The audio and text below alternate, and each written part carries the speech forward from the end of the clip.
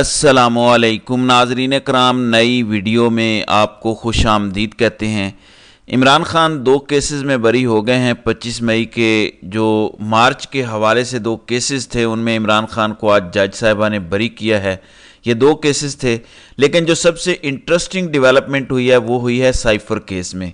जो कुछ खुल के सामने आया है, आमिर फारूक भी अंगिश्त बदंदा हैं कि अगर सज़ा देनी ही थी, डाउट तो मैं भी हूँ, तो कोई कवर तो रखा जाता, कुछ तो कानून को फॉलो किया जाता। तो आमिर फारूक के पास भी कोई जवाब नहीं है।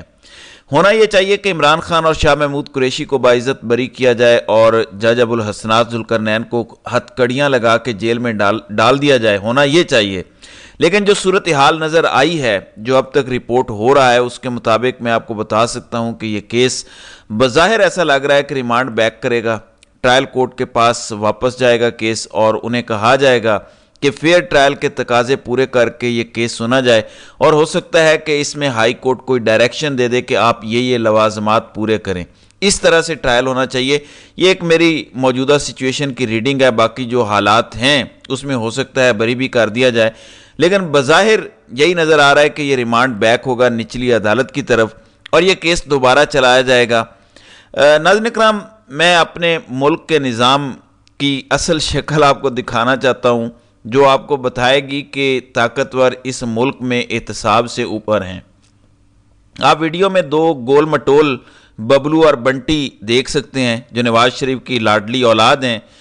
आज इनको 3 केसेस में अल अज़ीज़िया, फ्लैगशिप और एवन फील्ड में एक साथ बाइज्जत बरी किया गया है। क्या इन्होंने कोई रसीद पेश की? जवाब है नहीं। क्या इनके हक में कोई गवाही आई? जवाब है नहीं। क्या इन्होंने कोई ऐसा सबूत दिया जिससे साबित होता कि इन्होंने जुर्म नहीं किया?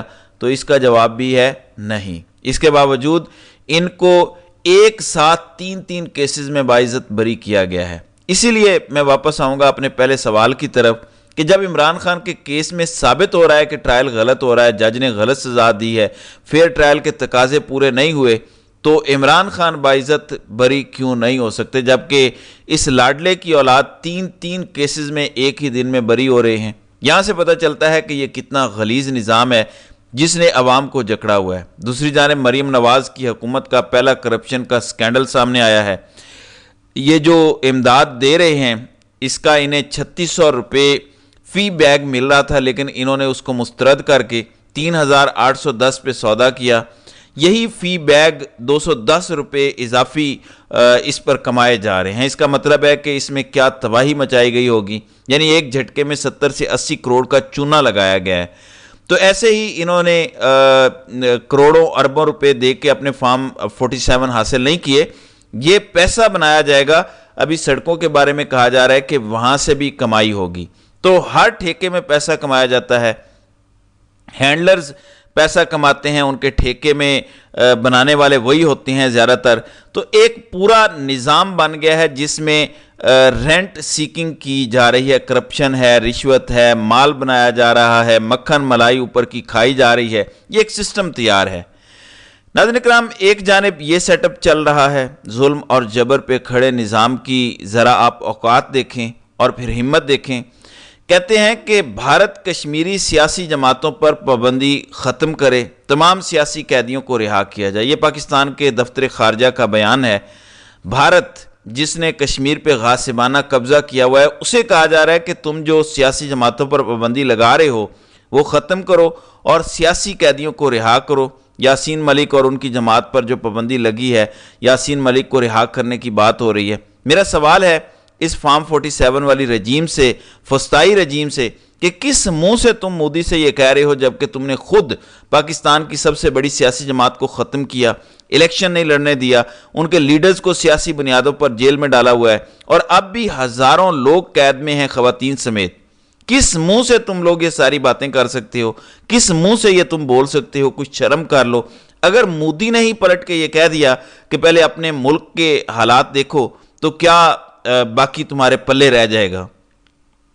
नाज़रीन इकराम, अडयाला जेल में एक स्पेशल एक्सरसाइज की जा रही है, सायरन बजाए जा रहे हैं। ये रिपोर्ट हो रहा है कि अगर बहुत बड़ा दहशतगर्दी का हमला हुआ तो हम उसे कैसे रोकेंगे, और मुझे इसके पीछे एक बड़ी साजिश की बू आ रही है। गो के अजमल जामी کویسچن مارک ہے ان کی لائلٹی پر کہ وہ منصوبہ سازوں کے ہیں یا کسی جماعت کے ساتھ ہیں یا نیوٹرل ہیں. I have questions.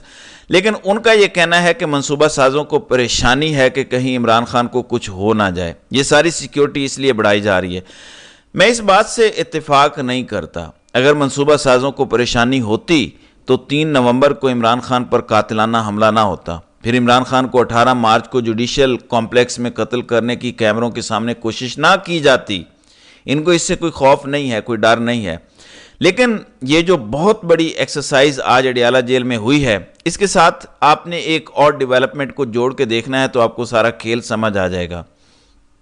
ناظرین کرام, پاکستان نے کل اپنی ایئر فورس کے ذریعے افغانستان پر حملہ کیا اور گل بہادر گروپ کو نشانہ بنایا. یہی گل بہادر گروپ کل کو اپنے 40-50 لوگوں کے ساتھ امریکی ہتھیاروں سے لیس اڈیالہ جیل پر اگر حملہ کر دیتا ہے تو ایک پلازیبل سٹوری بن جائے گی, ایک بلیویبل سٹوری بن جائے گی کہ دیکھیں ہماری تو جنگ چل رہی ہے, گل بہادر وہاں پہ حملے کی ذمہ داری بھی قبول کر لے گا. اور یہ آپ بھی جانتے ہیں اور میں بھی جانتا ہوں کہ پولیس نہ اتنی ٹرینڈ ہے نہ اتنی اکوپڈ ہے کہ وہ اڈیالہ جیل میں 40-50 ویل ٹرینڈ دہشت گرد امریکی اسلحے کے ساتھ آ جائیں تو ان سے مقابلہ کر سکے. یہ آپ بھی جانتے ہیں, میں بھی جانتا ہوں. ایسا کچھ ہو گیا تو کوئی روک نہیں سکے گا. وہ دھماکے کر کے دروازے توڑیں گے, دیواریں گرائیں گے اور اندر داخل ہو جائیں گے. یہ میں آپ کو بتا رہا ہوں کہ ایک خطرہ میں محسوس کر رہا ہوں. یہ نہیں کہہ رہا کہ یہ کوئی خبر ہے یا یہ ہونے جا رہا ہے. جب آپ ڈاٹس کنیکٹ کرتے ہیں کہ اچانک بیریئر لگائے جا رہے ہیں اڈیالہ جیل کے باہر, اچانک کہا جا رہا ہے کہ دہشت گردی کا خدشہ ہے. اگر اتنا دہشت گردی کا خطرہ ہے تو سارے جعلی کیس ختم کر دو عمران خان پہ. اگر اتنا آپ کو ڈر ہے اس کو جانے دو زمان پارک, پھر وہ اپنی سیکیورٹی کا خود ذمہ دار ہے. لیکن یہ ایسا کر نہیں رہے. اس کے ساتھ ایک اور خبر آپ کو دیتا چلوں. وکاس نامی صحافی نے یہ شیئر کیا ہے کہ یورپی یونین نے ہمارے فراڈ الیکشن پر ایک بڑی ڈیمنگ رپورٹ بنائی ہے. لیکن یہ رپورٹ پاکستان کے ساتھ شیئر کی گئی ہے گورنمنٹ کے ساتھ, لیکن یہ پبلک نہیں کی جائے گی اگر حکومت پاکستان اجازت نہیں دیتی. یہ یورپی یونین نے اس سے پہلے کب کیا ہے؟ یعنی فراڈ پکڑا گیا, جال سازی پکڑی گئی, دھاندلی پکڑی گئی. یورپی یونین کی رپورٹ کی ناظرین کرام بڑی اہمیت ہے, یہ یاد رکھیں, کیونکہ اگر یہ رپورٹ آ جاتی ہے تو یورپی ممالک کے لیے اس حکومت کے ساتھ چلنا اتنا آسان نہیں رہے گا. یورپی یونین کی یہ آفیشیل رپورٹ ہے, لیکن حکومت اگر پاکستان کی یہ اجازت نہیں دے گی یہ رپورٹ پبلک نہیں کی جائے گی. یہ ان کی طرف سے خود کہا جا رہا ہے. اب دیکھتے ہیں یہ رپورٹ پبلک ہوتی ہے یا نہیں ہوتی, اور اگر ہوتی ہے تو کیا ہیویلی ایڈیٹڈ ورژن ہوگا یا اصل رپورٹ پبلک کی جائے گی, کیونکہ یہ وہ رپورٹ ہوگی جس کی بنیاد پہ پاکستان یورپ اور امریکہ میں اپنا کیس لڑے گا کہ اتنے فراڈلنٹ الیکشن میں آپ کیسے ایکسپیکٹ کر سکتے ہیں کہ ایک ایسی حکومت کو, اور یہ بیرونی دباؤ ہی ہے جو پاکستان میں فارم 47 والی حکومت کو گھر بھیجے گا اور فارم 45 والے کو بحال کرے گا. تو بیرونی دباؤ ضروری ہے, پڑے گا یا نہیں یہ تو ظاہر ہے کہ آنے والا وقت بتائے گا.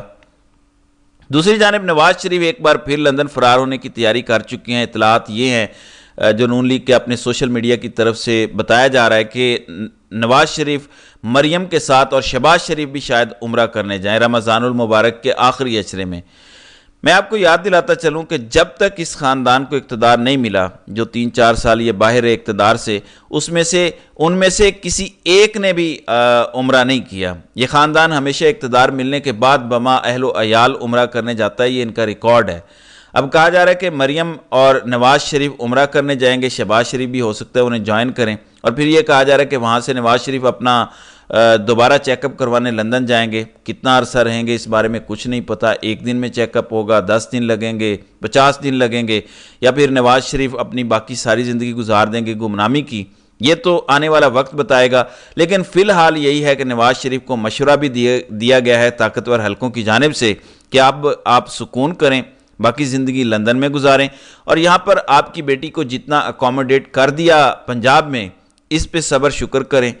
اصل بات تو یہ ہے کہ منصوبہ سازوں کی پہلے بھی حکومت تھی, منصوبہ سازوں کی اب بھی حکومت ہے, اور کوشش ان کی یہ ہے کہ منصوبہ سازوں کی حکومت آگے بھی چلتی رہے. یہ محض کٹ پتلی تھے, یہ محض ایک چہرہ ہیں جو سامنے لائے گئے ہیں. تو اب دیکھتے ہیں کہ آنے والے دنوں میں اس حوالے سے مزید کیا ہوتا ہے. تو ناظرین کرام, آپ کی اس ویڈیو کے حوالے سے کیا رائے ہے आप अपनी رائے کا اظہار کامنٹ سیکشن میں ضرور کیجیے گا۔